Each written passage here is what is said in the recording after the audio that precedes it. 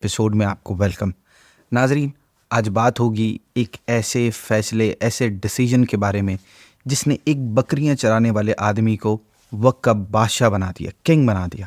آج کی ایپیسوڈ میں بات ہوگی جنگ کی، آزمائش کی، امتحان کی، تکلیف کی، قوموں کی ہلاکت و بربادی کی، ایک قوم کی تقدیر کی، سب پر باتیں ہوں گی آج کی ایپیسوڈ میں۔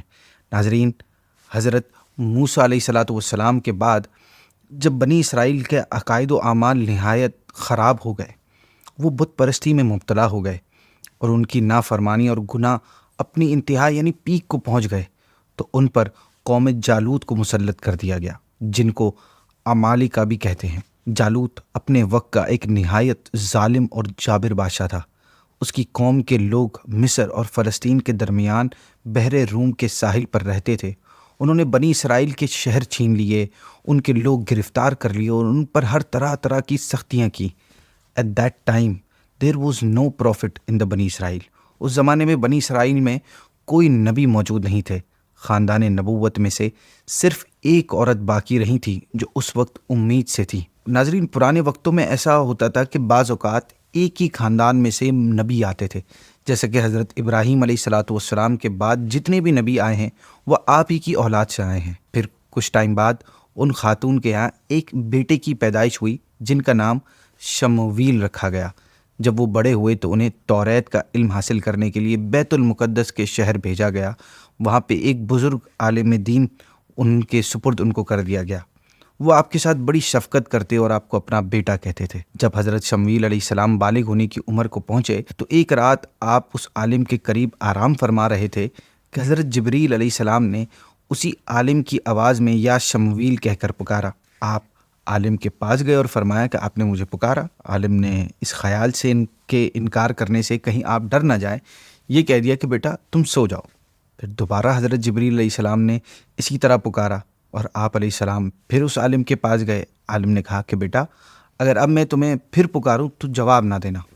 چنانچہ تیسری مرتبہ بھی حضرت جبریل علیہ السلام ظاہر ہو گئے اور انہوں نے آپ کو خوشخبری دی کہ اللہ پاک نے آپ کو نبوت کا منصب عطا فرمایا ہے، لہٰذا آپ اپنی قوم کی طرف جائیے اور اپنے رب کے احکام پہنچائیے۔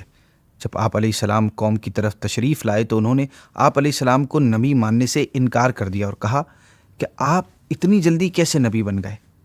پھر انہوں نے کہا کہ اچھا اگر آپ نبی ہیں تو ہمارے لیے ایک بادشاہ مقرر کریں۔ بنی اسرائیل نے چونکہ بادشاہ مقرر کرنے کی درخواست دی تھی، چنانچہ حضرت شمویل علیہ السلام کو اللہ پاک کی طرف سے ایک عصا ملا اور بتایا گیا کہ the person who will be the king of your nation will be as tall as this scepter۔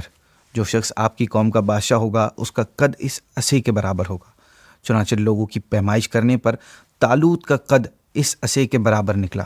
تو حضرت شمویل علیہ السلام نے فرمایا کہ میں تمہیں حکم الہی سے بنی اسرائیل کا بادشاہ مقرر کرتا ہوں، اور بنی اسرائیل سے فرمایا کہ اللہ پاک نے طالوت کو تمہارا بادشاہ بنا کر بھیجا ہے۔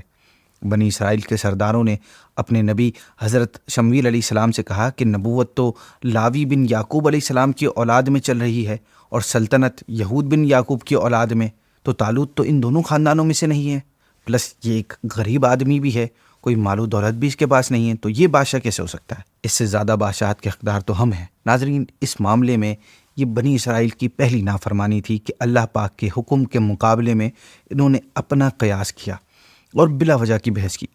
انہیں بتایا گیا کہ سلطنت کوئی وراثت نہیں ہے کہ کسی نسل اور خاندان کے ساتھ خاص ہو، اس کا دار و مدار صرف اللہ پاک کے فضل پر ہے۔ طالوت کو تم پر اللہ پاک نے بادشاہ مقرر کیا ہے، مزید وہ علم و قوت میں تم سے بڑھ کر ہے، اور چونکہ علم اور قوت سلطنت کے لیے بڑے مددگار ہوتے ہیں اس لیے وہی بادشاہت کا مستحق ہے۔ تفسیر میں آتا ہے کہ طالوت اس ٹائم میں تمام بنی اسرائیل میں سب سے زیادہ علم رکھتا تھا اور فزیکلی بھی بہت زیادہ اسٹرانگ اور ایکٹیو تھا۔ بنی اسرائیل نے چونکہ طالوت کی بادشاہت پر کوئی نشانی مانگی تھی، اس پر اللہ پاک کے حکم سے حضرت شمویل علیہ السلام نے فرمایا کہ طالوت کی بادشاہی کی نشانی یہ ہے کہ تمہارے پاس تمہارا وہ مشہور و معروف بابرکت تابوت واپس آ جائے گا جس سے تمہیں تسکین ملتی تھی، سکون ملتا تھا، جس میں حضرت موسیٰ اور حضرت ہارون علیہ السلام کے تبرکات تھے۔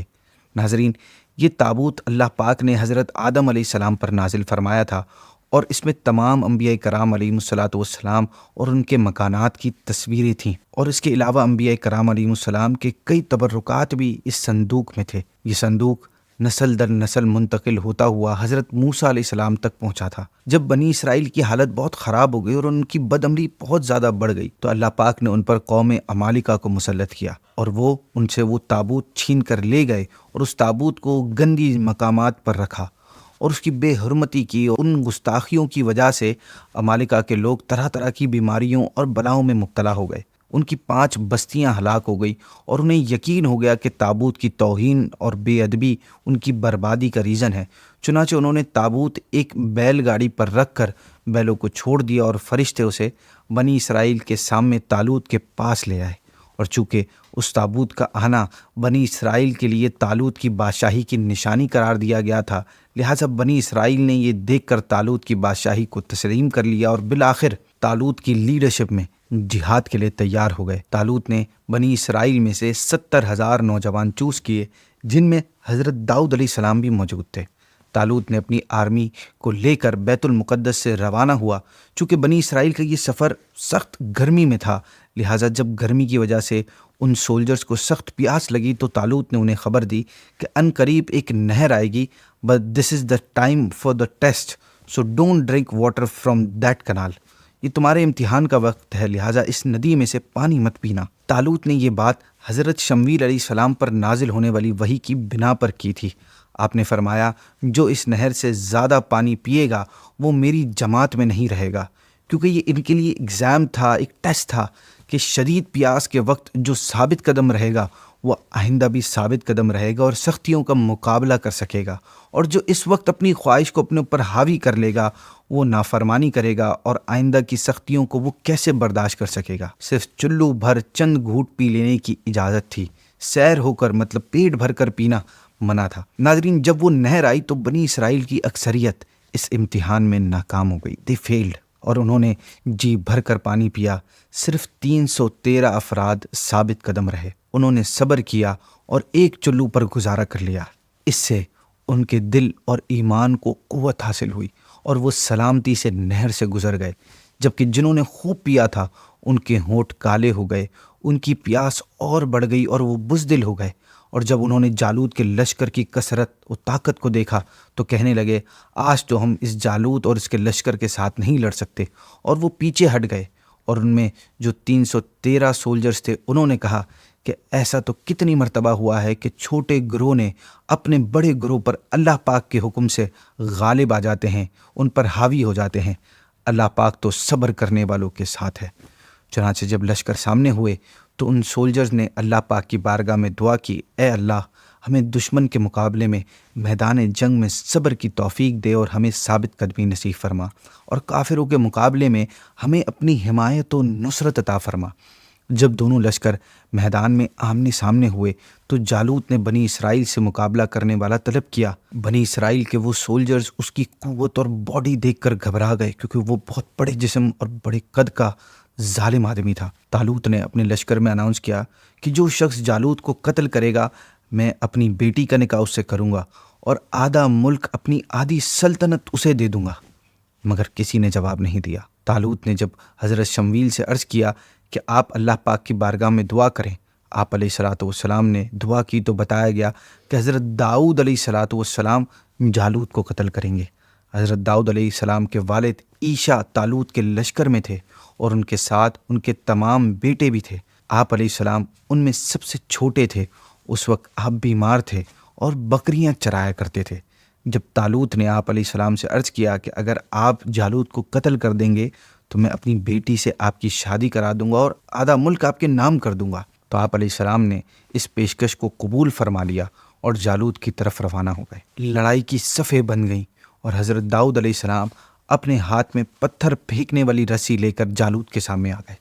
جالوت کے دل میں آپ کو دیکھ کر دہشت پیدا ہوئی، مگر اس نے آپ کے سامنے بہت متکبرانہ باتیں شروع کر دیں اور آپ کو اپنی قوت سے مرعوب کرنا چاہا۔ آپ نے اپنی اس رسی میں پتھر رکھ کر اس کی جانب پھینکا تو وہ اس کی پیشانی کو چیر کر پیچھے نکل گئی اور جالوت وہیں مر کر گر گیا۔ حضرت داؤد علیہ السلام نے اسے لا کر طالوت کے سامنے ڈال دیا۔